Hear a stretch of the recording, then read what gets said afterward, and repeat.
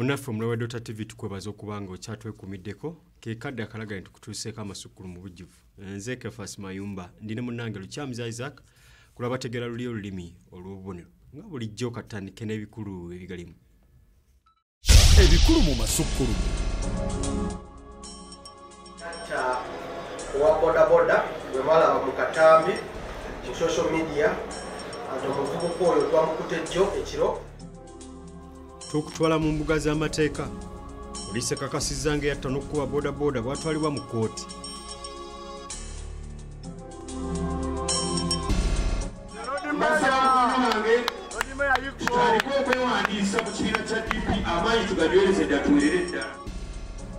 Abavubuka bonna mu ggwanga mbaagala mu DP. Joseph Mayanja ogwa Ssabakunzi mu DP Atandise.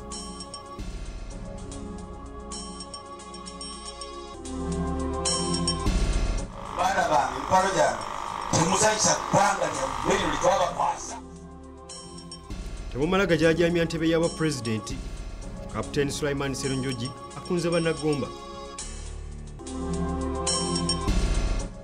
Enzalwa za wano balanga ne bagaana okujja kati abantu abayingidde amagye abasinga babalibali. Tuli bennyamivu ab'e Masaka beewuunya lwaki abaabwe beesambijjira LDO.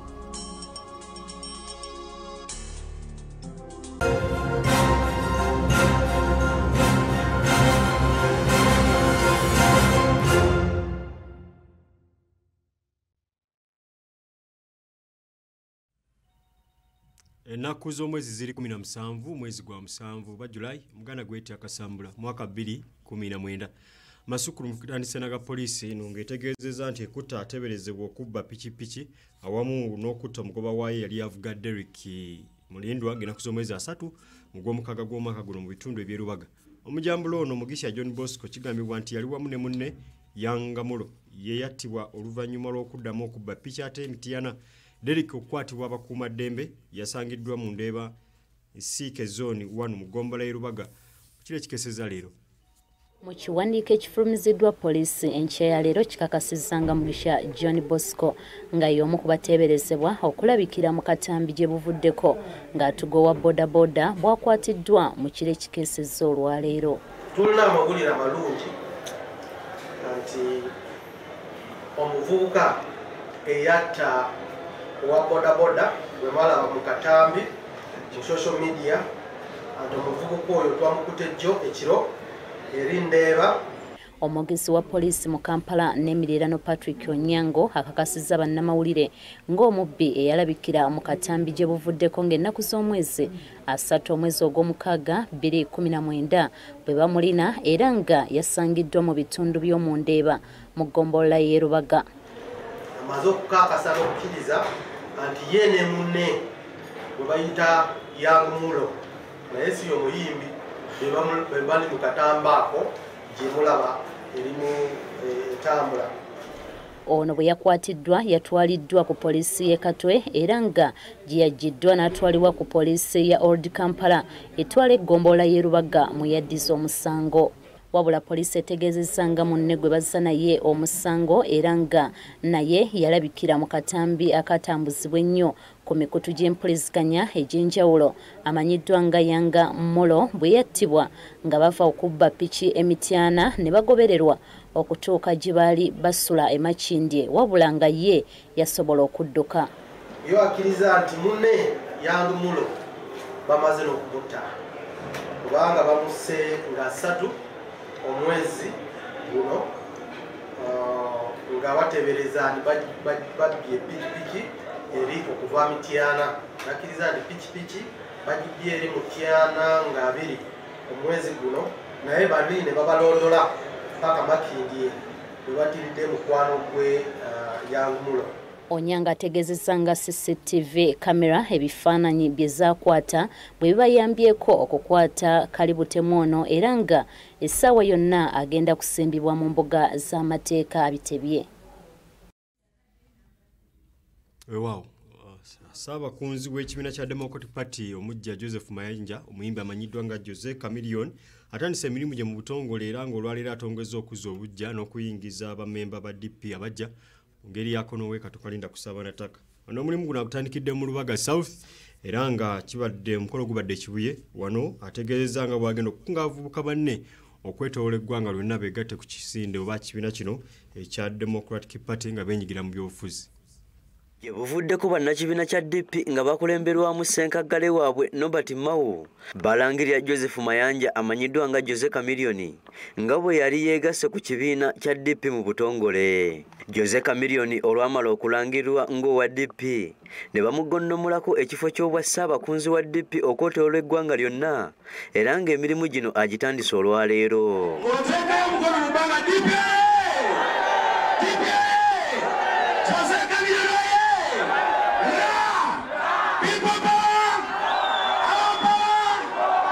Ono atongoza akaweefube okuzza obujja n'okuwandiisa bammemba abapya mu kibiina kya DP.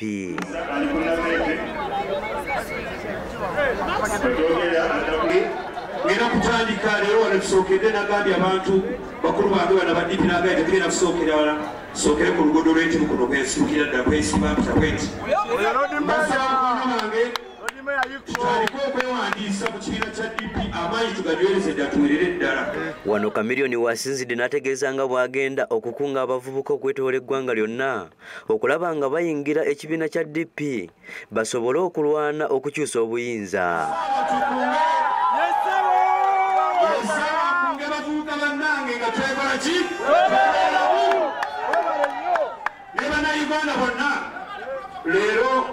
Ate ye Dr. Abedi Bwanika munna DP block ategeezezza ng'enteekateeka eno bwegenda okubatwala mu buyinza.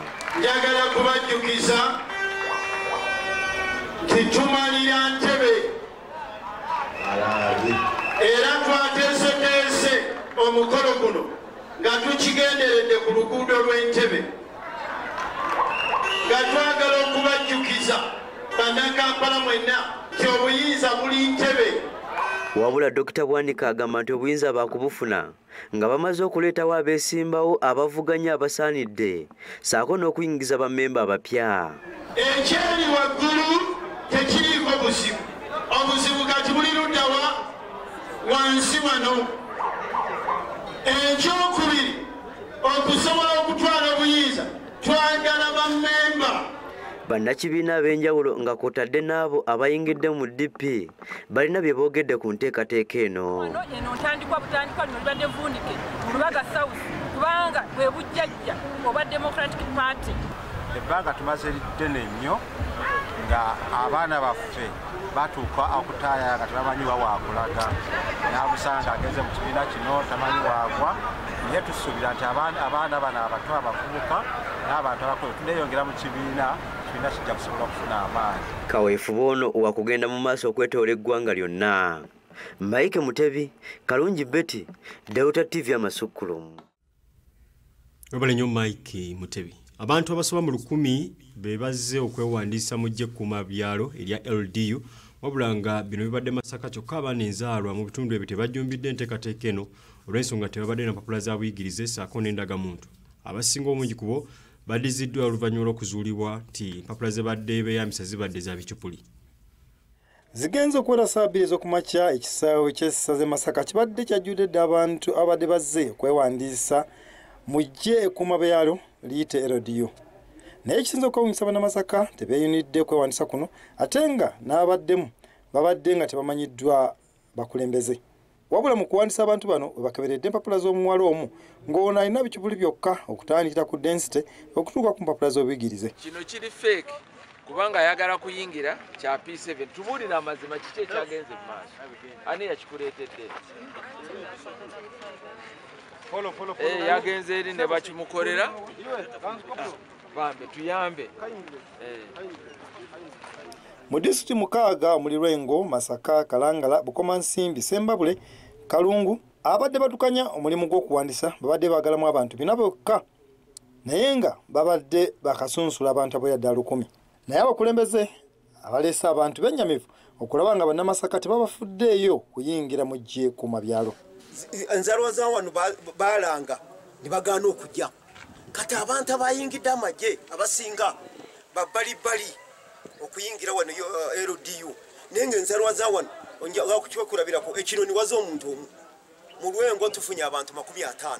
Ye kanso we Lwengo Abdulrahman Mugendawala yeewunyiza okulaba nga abantu abasinga bwe batavudde Masaka nga n'abo ababaddemu bawanduddwa lwakubulwa biwandiiko. Era abasinga obungi Atandise ne Diso abajjemu nga situmanyi mbuza chairman wo yani. Naye mu ekyo kyonna abantu abategeera omugaso gwa security batono. Naddala ne waffe okuva emabega nga n'okuyingiza omwana mu magye yadde mu poliisi ng'abantu batya nga balowooza nti ow'amagye bw'ayingira bagenze mu lutalo. Naye kati wakuliddemu okuwandiisa bereddiyo mu ggwanga Brigadier General bali ku Dembe Joseph ono alaze obuzibu basinze okufuna nga bawandiisa abantu okubayingiza mu gye ekuuma byalo. Tusanze nti abaana abangi baagala kuyingira naye nga tebaasoma. Ekirala obuzibu obulala tusanze nti abaana abasinga tebemanyi ku by'obulamu. Osanga nga balina pressure, balina hepatitis nga tebeekebeza. Y'omwogezi w'eggye First Division Bilal Yusuf Katamba yawunyizza obufere nga babuyingidde buli wamu era n'asaba abantu bonna okukozesa enkola ya gavumenti omuli okusoma wamu n'okufuna ebiwandiiko. So era nkubiriza wano omulanga bannange UPE yajja abantu simanyi lwaki abazadde tufaayo nnyo omwana n'atuuka kubanga ayingizibwa mu gye naye ng'ekipapula ekya P7 kitagisata kirina wamu n'ekyo nga UPE weeri kusoma kwa bwerere bannamasaka mbakubira omulanga ne disitulikiti ezanyiwo kubanga abaana batwala mu masomero UPE ne Universal Secondary Education nayo weeri. Amasukkulumu ku Delta TV.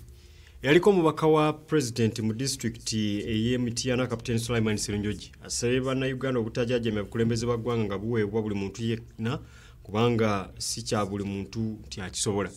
Ono okwogera bino abadde asinkanye bannakibiina ssaako n'abaazirwanako mu district eno nga bannakibiina kya FDC abasukka mu 10 basaze eddiro ne beegatta ku mugendo gwa National Resistance Movement era nga bino bibadde mu district ey'Egomba.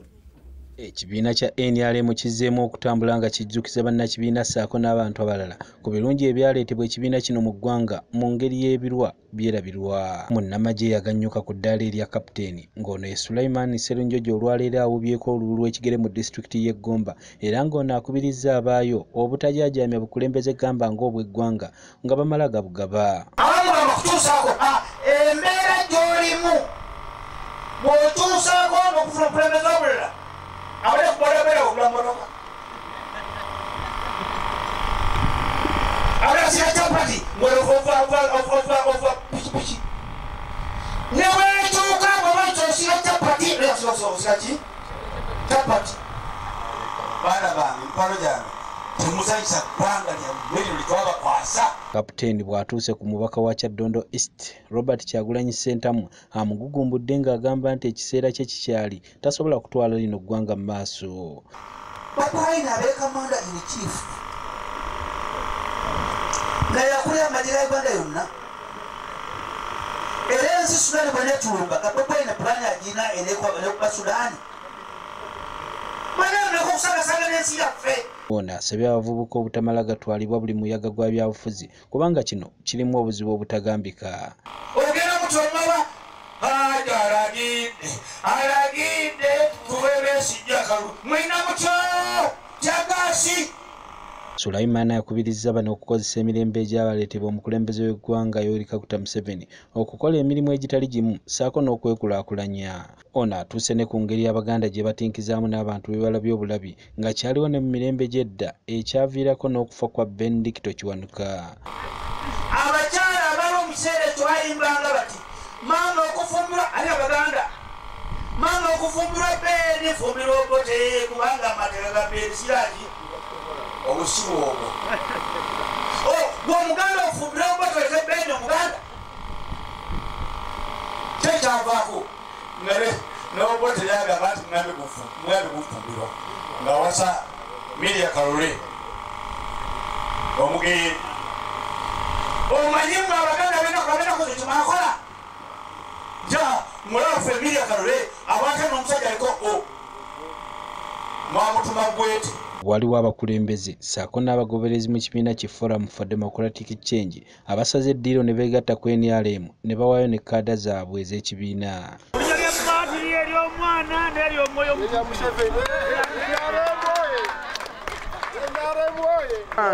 nga mpakanya nnyo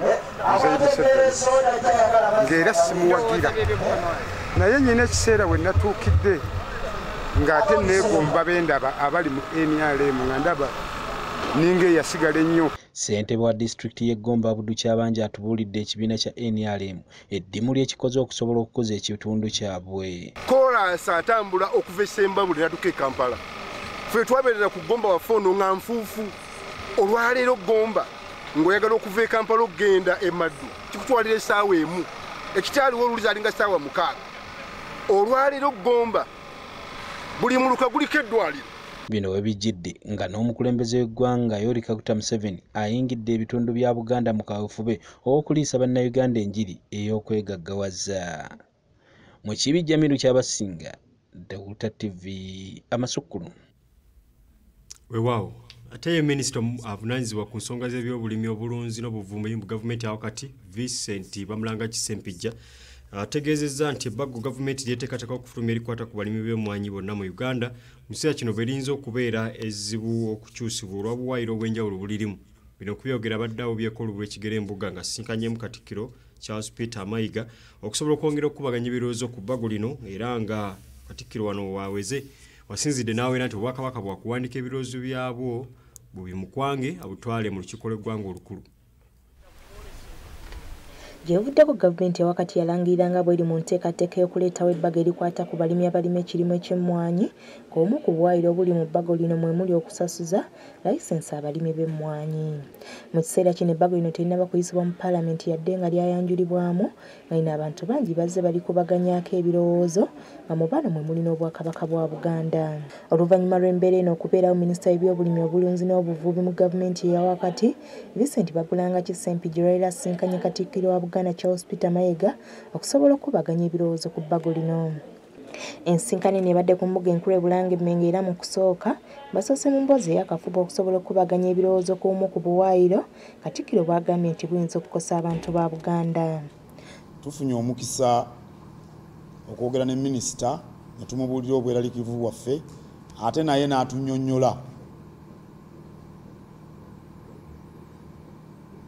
obuwaayiro obw'enjawulo bwateereddwamu era ne tubaako bye tutuukako. Mu nsinkano eno Obwakabaka bwa Buganda bukkaanyizza ne minisita Bamulanga Kisempijja nga bwe bugenda okumuwandiikira mu butongole ebirowoozo byabwo asobole okubyanjulira banne wamu n'olukiiko lw'eggwanga olukulu. Tukkaanyizza minisita tumuwandiikire ebirowoozo byaffe byonna tubimuwe naye ajja kusobola obituusa mu banne ne mu Paalamenti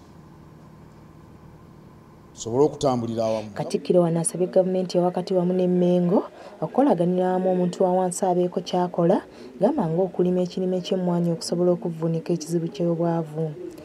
Era kaweefube gwe tuliko Wamwanyi Terimba tumukola ne Uganda Coffee Development Authority. N'olwekyo kikulu nnyo tutambulire wamu. Bw'abaawo bye twekengedde tubibabuulire. Bwe baba balina ebirowoozo nabo babitubuulire. Minisita y'ebyobuvubi obulimi n'obulunzi Vincent Bamulanga Kisempijja mu kwogera ku bbago lino ategeeza nga mu kiseera kino nga bwe liyinza okubeera ekizibu okukyusibwa olw'obuwaayiro obw'enjawulo obulirimu. Omukulu ambuulidde Katikkiro oba obawulira nti kiyinza okubeeramu obuzibu kyetukola ate nange ne mubuulira ensonga endala nyingi ezitambulira mu ebyo bye twateeka mu tteeka naye nga bwe bumanyi etteeka liri mu Paalamenti. Minisita Sempijja era alaze obwetaavu obw'okwongera okutumisa ekirime ky'emmwanyi mu ggwanga nga bayitira mu kulwanyisa ebbago lino. Mu buufu bwewu Minisita Sempijja era alambuludde ne ku tteeka gavumenti lyeri mu kuteekateeka era okufunira ente eziba ziri mu ggwanga ebbaluwa ey'obuzaale. Etteeka lino ligendereddwamu okuwandiisa omulunzi alunda ente olulyo lw'ente lw'alunda ennaku z'omwezi mw'ebeera ezaaliddwa okusobola akatere k'ennyama mu ggwanga okweyongera naddala ng'abatunda ennyama ebweru w'eggwanga. Carol Nakibuule, Dawuta TV, Amasukkulumu. Kulika embuga Carol Nakibuule. Obadde okimanyi nti obuseera buyambako omuntu okwebaka? Ogenda bimanyira mu kanywero kaffe kamanya byolala. Oluvannyuma tukumbuze tukomewo n'ekitundu eky'Amasukkulumu ekyokubiri.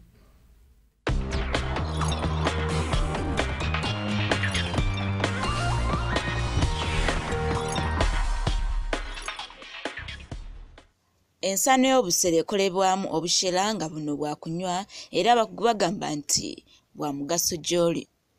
Mu bushera mulimu ebirungo nga amino acid ekiyamba mu kukendeza kwagala okulya, awo omuntu n'abeera ng'asobola okukuma omubiri omugejjo n'aguwona. Mu bushera era mulimu fiber aleetera omuntu obutanguwa kulumwa njala, era mu abaagala okukendeeza ku mugejjo mwekwata obushera. Ekikopo kimu eky'obusera buli kiro singa okinywa ng'ogenda okwebaka kisobola okuyamba okukkakanya ebirowoozo, awo n'ofuna otulo otulungi. Weekwata obushera, manya by'olya.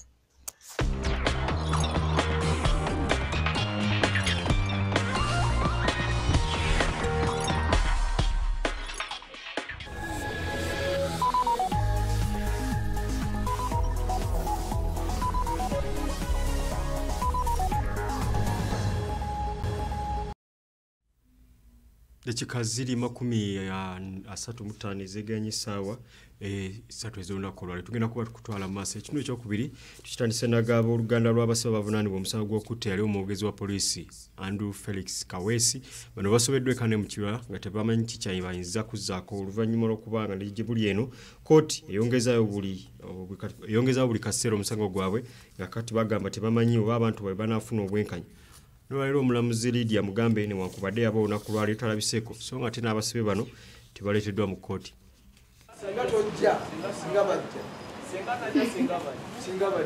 Olwaleero kkooti yalutuwa nga tumanyi tugenda kuwuliriza okuva omulamuzi kyanaku nnyo mbu tekibaddeewo. Olunaku luli olwaggwa kkooti era yatuwa luno ng'omulamuzi taliimu, naye leero kyekibaddewo kyekimu omulamuzi taliimu era baganda ffe tebabaleese. Guno mulundi gulinga gwakubibwawo gwakusatu nga tebabaleeta ate ng'omulamuzi tabeeramu.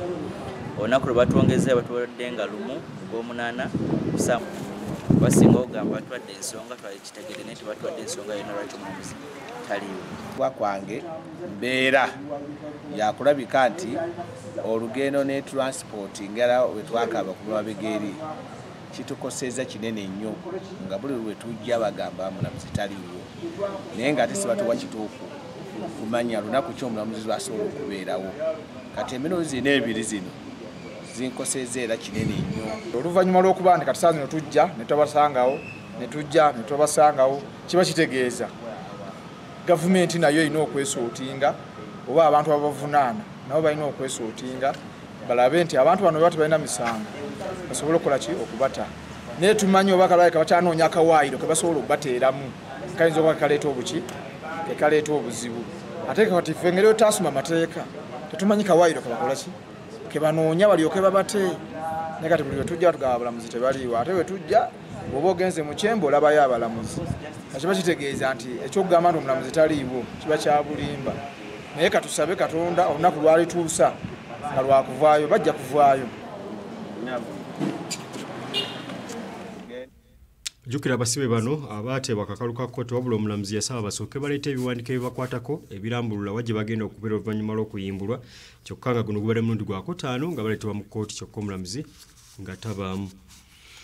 Ekibiina ky'abajazi b'eggwanga Uganda People's Defence Forces bewadda 1828 kisibuddwa okukolekera eggwanga erya Somalia okukuma obutebenkevu. Bano basibuddwa Lieutenant General Wilson Mbasumbadi nga yamyuka omuduumizi w'eggye ly'eggwanga era nga ku mukolo guno gubadde ku Peace Support Operation Center mu district e Nakaseke era nga n'abakuutira okukola n'amaanyi saako okujjukiranga okweteekerateekera. Abo be bamu ku basajja n'abakazi b'eggye ly'eggwanga ababadde abasanyufu eby'ekitalo nga basiibulwa okugenda okukolera eggwanga lya Somalia okukola ogw'okukuuma emirembe. Bw'abadde asiibula abajaasi bano abamaze okutendekebwa essingo, Lieutenant General Wilson Mbasumbadi nga yamyuka omuduumizi w'eggye ly'eggwanga akuutidde abajaasi bano okutuukiriza ekyo ekibatutte Somalia nga bakola n'amaanyi okwongera okunyweza emirembe. Muweze kuondoka kwenda kufanya kazi zinazowasubiri kule. Ekyokubajjukiza okweterekera nga beetegekera ebiseera byabwe eby'omu maaso nakyo takisudde muguluka. Yamyuka omuduumizi w'eggye ly'oku ttaka Major General Sam Kavuma akubirizza abajaasi bano okubeera n'empisa. It is now time for you when you go to the mission to offload all the skills and tactics and all the things that you've been taught in this center. When you go, we are satisfied that you have had everything you require to perform your duties in the mission area. And my appeal to you is you go and offload all the skills that you have acquired. Wow. Emyaka mingi ekitundu ekyebusoga kibadde nga kikoobera emabega naddala mu nsonga z'ebyenjigiriza nga kino kyeyolekera ku bibuuzo ebyakamalizo ku mitendera egy'enjawulo. Wabula kizuuliddwa okusinziira ku kunoonyereza nti kivudde ku kyakuba nti abaana bano abasinga obungi kuba bayosaayosa naddala mu biseera abaana naddala ab'obuwala bwe babeerera mu biseera eby'okuzza omukono emabega. Kizuuliddwa ng'abaana ab'obuwala mu Busoga bwe beeyongedde okukola obubi ebigezo ebyakamalizo ng'entabo eva ku baana bano okuyosaayosa. Embeera eno yewaliza ababaka bakyala mu kitundu kino okusukiramu okuyamba ekitundu kyabwe. Nga bakulembeddwa minisita akola ku nsonga z'obwa pulezidenti Ethambayo bakoze ekibiina kye batuumye Safe Future okuyambako abayizi n'amasomero mu Busoga n'ebikozesebwa ku ssomero. Because we've seen the products, we've seen the impact, and we want to continue. It is just an intervention to supplement on Minister of Education. We are not here to usurp the powers of the Minister of Education, but to supplement. Minisita Ambayo n'ababaka ba Parliament basinkanya abaana b'obuwala kuva mu masomero ag'enjawulo omuli ne Luuka ku Busalamu SS ne babawa ebintu eby'enjawulo ebikozesebwa mu kusoma kwe bagasse ne pads ez'embasibwa mu nsonga z'abakyala. I wish all of you are Safe Future. May God bless you. Omuwala bw'alemererwa okusoma olw'okubanga ali kutya okuyita mu kibiina kubanga ali mu nsonga tuba tuli kuyita ensi yaffe ya Uganda. Twandiza okwambala amasaati amalungi aye bw'oyenda okusomesa omwana atuuka ku yunivasite bana twefiirize tusomesa abaana. Minisita akola ku nsonga z'ebyenjigiriza mu kyabazenga bwa Busoga Nantale Nasabu agamba nti abaana bangi ab'obuwala abavudde mu masomero e Busoga lwakubulwa bintu nga bino. When God created us different, those differences should not become a problem. For example, menstruation. Atandise weruuka Pamela Watuwa n'ababaka ba Parliament basabye abaana abawala okunywerera ku nsonga baleme kutwala kusomozebwa kwe basanga. Abaana abawala batulokiriza okuva mu masomero. Abaana abawala bafunye amabunda. Aye nga n'abali kugaba olwisi tikyalibaire kityo. So we do respect ababodaboda batera okuba kumpi n'abaana abawala babona bajja ku masomero. Ewa nga tuvuddeko ate obuyobo minisitule evunaanyizibwa ku nsonga z'ebyobulimi obulunzi ngeri wamu n'ebitongole ebikola ku birime saako n'ekyebyobulamu bategeezezza emmere eriwo kaakano ennansangwa egenze eggwamu ebiriisa era nga esaanye okwongerwamu ebirungo. Okwogera bino babadde wali nga basinkanya bannamawulire ku ssengejjero lyago wali ku Media Center. Okusinziira ku kunoonyereza okwakolebwa wano mu Uganda mu mwaka 2016 abaana ebitundu 29 ku buli 100 abali wansi w'emyaka 5 bakonzibwa ekisusse olw'endya etali nnungi. Samai Namukose ngono omukugu mu by'endya okuva mu kitongole ky'ebyobulamu agamba kino kikosa nnyo obulamu bw'abaana. 29% mu baana baffe bali stunted kwegamba bampi nnyo okusinzirira ku myaka gyabwe. Ate wotunula kwabo abalina anemia nabo bangi nnyo. Omuwendo gweyongeddeko mungi nnyo mu baana. Kati ku kiseera kino tulina about 53%. Obukonzi batekukoma mu baana bokka wabula ne mu bakazi abakulu era ng'omuwendo guli waggulu ekintu ekibakose nnyo mu kiseera nga bafunye olubuto. When we look at the women, 32% bali anemic. Kale as Uganda twetaaga okukolera wamu okureducinga this malnutrition. Namukose agamba nti emmere ennansi tekyali mbiriisa bimala ng'eri yokka nga kyebava beegasse ku bitongole ebirala basobole okulongoosa mu mmere ey'enjawulo. Oluusi emmere yaffe eno eya bulijjo tebeeramu kiriisa ekimala nnyo okuyamba kwegamba omuntu okukula bulungi. Kyova twegasse wamu n'ebitongole ebirala Harvest Plus okwongeramu ebiriisa ebirungo mu mmere yaffe eno gye tulima. Ebitongole ebivuddeyo okukola emmere enkolerere bagamba nti esigala n'ebiriisa byayo era nga kuno kuliko kasooli, gonja n'endala. Emmere yetuleese lumonda wa kipaapaali n'ebijanjaalo bisigala nga biri ng'emmere eri endala naye nga yo nga bataddemu ebirungo ebirala biyamba emmere eyo. Amasukkulumu ku Bulletin TV.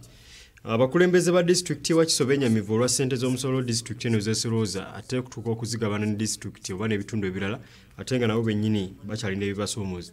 Kiddiridde Paalamenti okusala ku nsimbi ze badde bagerekera zi gavumenti ez'ebitundu kakati ate nga wano kireesewo okutya enzirukanya y'emirimu mu disitulikiti eno eyinza okugootana olw'ensonga nti bulijjo ekiyonjo ekitono kisyamya ekyensuti.